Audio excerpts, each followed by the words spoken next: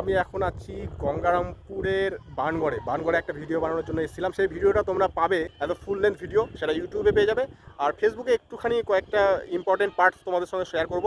তার আগে তোমরা দেখে নাও আজকে বানগড়ের আকৃতি প্রকৃতি দুটোই একসাথে।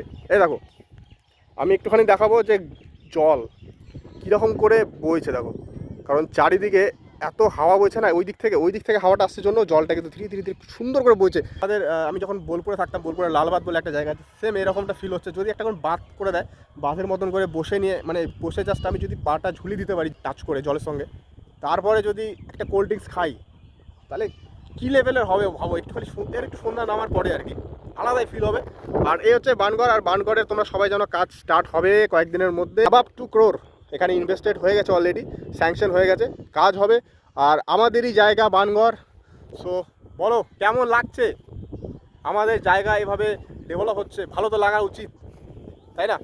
তো চলো দেখা হচ্ছে নেক্সট ভিডিওতে। জয় গুরু।